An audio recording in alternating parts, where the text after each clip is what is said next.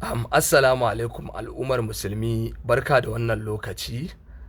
Ina da ɗan takaitaccen bayani da zan yi. Ina so in ja hankalin mutane domin ku gane ita rayuwa fa da inda ka shiga mutuncinka shine ka riƙe gaskiya.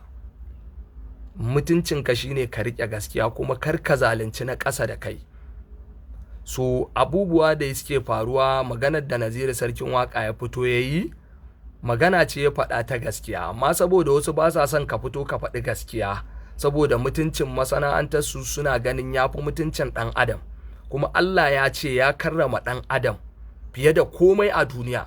Saboda haka ni ba na ganin ka ci zarafin wani ko kuma ka yi wannan ka zalunci mutum mafita ba ce ba. No, tsakani da Allah abinda sarkin waka ya faɗa a masana'antar nan ta Kannywood, almost wajen na kai shekara 15 a cikin harkar nan ko 10 misali ma a takaice.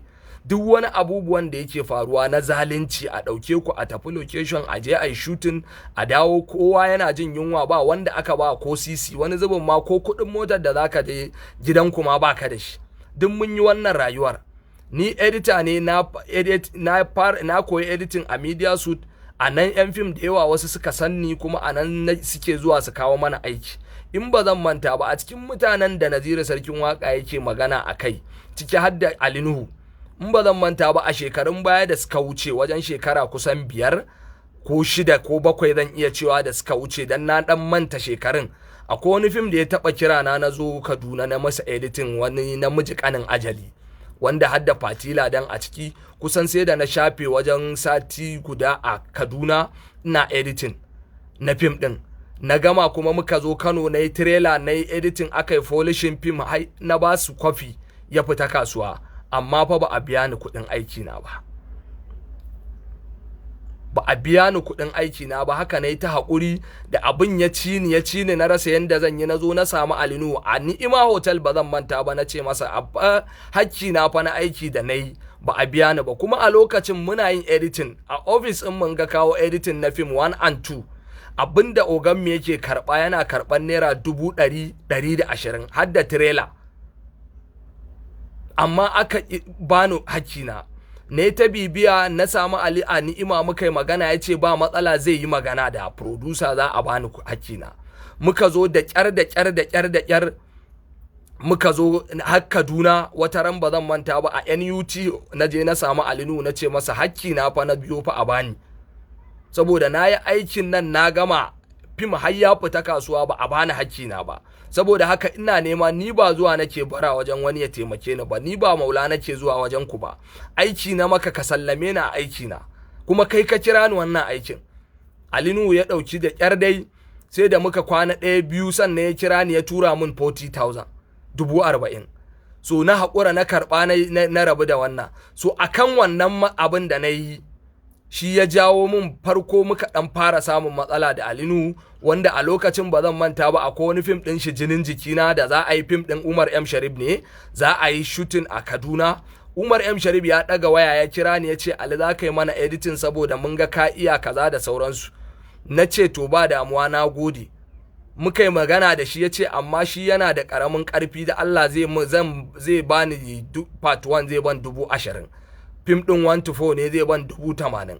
Na ce na ba matsala, zan yi a haka. So bayan kwana 1-2 shi da kansa Alinu ya kira ni, ya ce min wannan fim ɗin fa ba za a yi da ni ba, saboda ya riga ya yi wa wani magana, kuma ni na san duk dan na yi magana wancan hakkin nawa ne a baya, shine ya ja min wannan problem ɗin. Amma kuma inda Allah yake sha'anin yake abinsa, again kuma a lokacin na samu aiki, the same thing, muka haɗu kuma a location ɗaya a Kaduna, muka haɗu da shi Alinu, ya ganni ma ina yin wasu aikace-aikacen. So ina so mutane su gane wani abu, wannan abun ba wai in tona za a yi, za a tono abubuwa da yawa marasa daɗi, amma ku zo kuna maganan ƙarya, kuna maganan wai kaza mutuncin masana'anta, mutuncin ɗan adam bai fi mutuncin Kannywood ba. Allah ma da kansa ya ce ya karrama dan adam, wani dan iska kawai ya zo ya ce wai shi mutuncin masana. Haka akan kes din Ummira, ba zan manta ba, akwai shi ma wannan Falalu Dorayi kira na yake ce min in jare hannuna daga cikin maganan nan, saboda ina zuban musu da mutuncin masana'antar fim. Na ce masa yanzu mutuncin mace mutuncin ta yafi mutuncin Kannywood ne? So ina so mutane 'yan Kannywood su gane wani abu, mu ba wai muna kin Kannywood bane ko kuma ba ma so, amma ba yanda za a yi ku dinga daukan wai dan adam ba a bakin komai ba, wani ba ku san baiwar da Allah ya mai ba, wani ba ku san waye shi a gurin Allah ba yanda za a yi mutum ya maka hidima ko ya maka aiki ko ya yi ma wani abu wanda za ka ɗauki haƙƙinsa ka bashi, wanda Allah ya ce duk wanda ya maka abu in dai ya ma kafin guminsa ya bushe ka biya shi haƙƙinsa. In baka da abin bashi sai ka gaya mai wane ka yi haƙuri abin nan kaza. Amma bai kamata ku dinga zuwa kuna cewa kaza. Shi ma duk a haka saboda wannan rigimar na ummira falal ɗorayi zuwa ya cire na a gidan Badamasi. I don't care, ban damu ba saboda na san na yi taka rawa a ciki kuma dan an cire ni is normal. So ban san me yasa mutanen nan ba sa son a faɗa musu gaskiya ba. Daga an faɗi gaskiya sai mutane su zo su dinga adawa, ai kai munafiki ne, kai waye bakin wa za ka yi wa bakin ciki. Allah kada ka dawwamar da ni a duniya in har zan kalli wani dan uwana ya samu ni'ima in masa bakin ciki. Ba ma bakin ciki da kowa, amma duk inda gaskiya ta zo a faɗe ta, wannan shine adalci. Ba yanda za a yi yarinya daga ta shigo harkan nan wani zubin da yawa maganar da sarki ya faɗa gaskiya is true. Ina ganin wani producer ya fito yana wasu maganganu wani na san zuciya. Mata nawa ne suka zo suka same mu suna gaya mana irin keta musu haddi da kuke yi in za ku sa su a fim, ku ce sai sun ba ku kansu. Haka Allah ya ce? So bai kamata mu dinga ganin gaskiya, ku kuma mutane masu 'yan kallo na gari kuna goyon bayan ƙarya, kuna goyon bayan rashin gaskiya, kuna ganin wai a daidai kuke. Ku ji tsoron Allah kuma.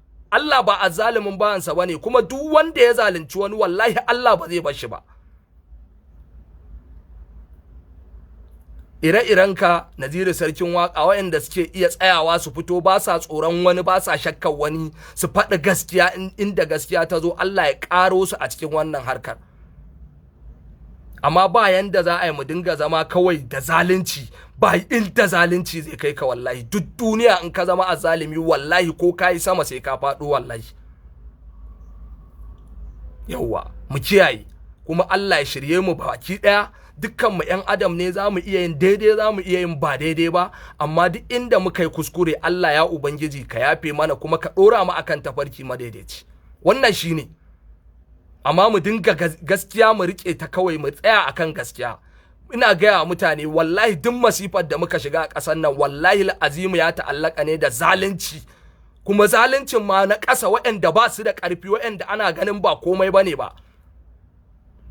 Wani karka ganshi a kaskance a wulakance, baka san waye shi a gurin Allah ba, wallahi ya fi ka mutunci da kima da daraja a gurin Allah, kai baka sani ba. Amma kana kallon sa a matsayin kaskantacce, wulakantacce, ko kuma bai isa ba, wallahi wannan kuskure ne, kuma in muka ci gaba da tafiya a haka wallahi al'azimu babu inda za mu je. Dan haka mu kiyaye waɗanda ake zalunta a daina zaluntar su, a yi adalci. Yawwa.